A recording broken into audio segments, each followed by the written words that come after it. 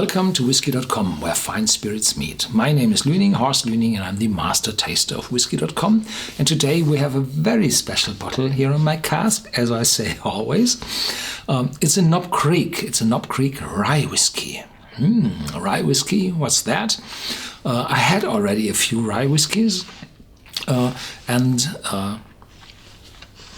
it's the law that a rye whiskey has to contain at least 51% of rye or whiskey made from rye. The rest of the mash bill typically contains corn, maize, and barley and wheat, sometimes not. So there's a mixture of different cereals, and the rye whiskey is typically more spicy than other whiskies because the rye itself is spicy. Knob Creek is a whiskey from the small batch Bourbons, and this is a brand from Jim Beam. So this is a Jim Beam, but quite expensive, quite rare, and the small batches come from individually selected casks. So the big Jim Beam warehouses contain an awful lot of whiskey, really uncountable, and a few positions in those warehouses mature whiskey better than other places. So the typically Jim Beam White, sold in millions and millions of bottles every year, is all casks coming out of those warehouses mixed together and into the bottles, but the small batch are carefully selected. There are rye whiskies also from Jim Beam under the Jim Beam label, the yellow label, Jim Beam yellow label, and this is also sold more often, and the old overhauled, it's quite rare in the market here in Europe. But there are rye whiskies on the market, and the Knob Creek is selected as a small batch. That's the difference between those other rye whiskies out of the house of Jim Beam. Jim Beam itself bought a lot of distilleries. They bought the Lafroig distillery in Scotland. They bought the Cooley distillery in Ireland. And when they finished those transactions, they were themselves bought by Suntory from Japan. So this Knob Creek now is, by certain means, a Japanese whiskey. The Jim Beam sold themselves their shares on the market, and Suntory, they bought them. Knob Creek straight rye whiskey, small batch, patiently aged. What does this mean? 50% ABV. And on the back, it's Beam Incorporated UK Limited. So they're coming over the United Kingdom onto the continent. 50% ABV, quite a lot. So typically I taste whiskey up to 50% ABV, and sometimes I increase this limit to 51 or a single time to 53. But let's see if it's too sharp or not. Oops, this is a plastic cork, the big Jim Beam. And there was a special seal here on top with an engraving and wax and everything. So it was quite special. So it's more than the standard stuff.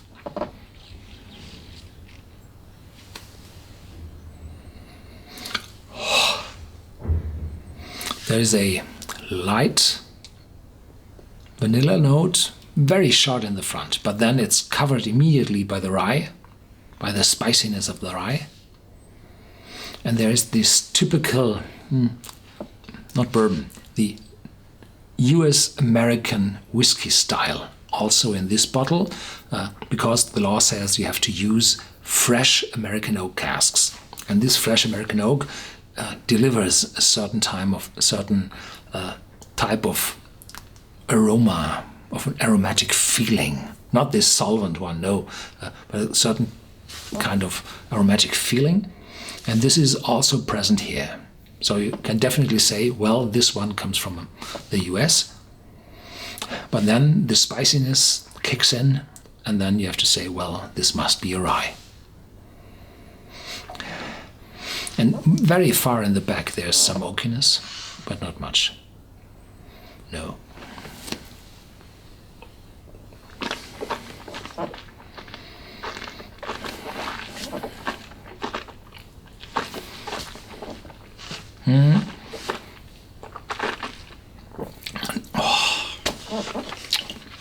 There's the spiciness on the tongue.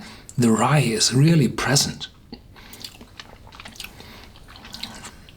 The oakiness, and in the back there's spice. And I think it's liquorice. Yeah. Those liquorice is part of the oak maturation typically. Perhaps this is intensified by the rye. But the spiciness, the aggressive spiciness of the rye vanishes very fast, and now you have a warm feeling with a residual spice in the back. The vanilla is gone, not really there.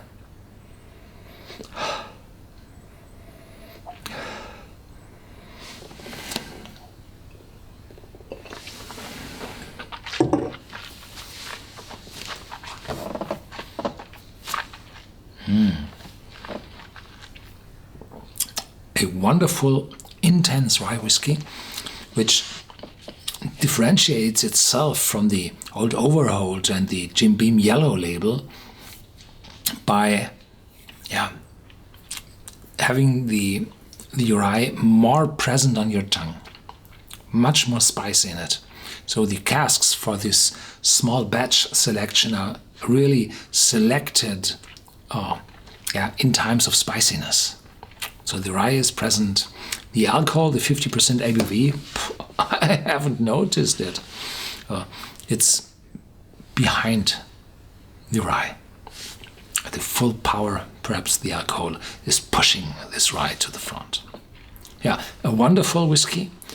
I think it's limited in its amount. It's sold every year, but I hope with a big Suntory in the back of Jim Beam, there's more special whiskey from Jim Beam on the market, because Suntory, with their extremely well-crafted single malt whiskies, they should like those small batches, and perhaps those small batches are becoming a little bigger.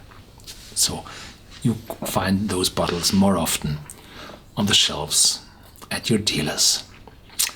Thank you for watching Whisky.com. There's more to see, so stay tuned. Share this video with your friends. They might be interested, and discuss this bottle with us in our forum. Thank you.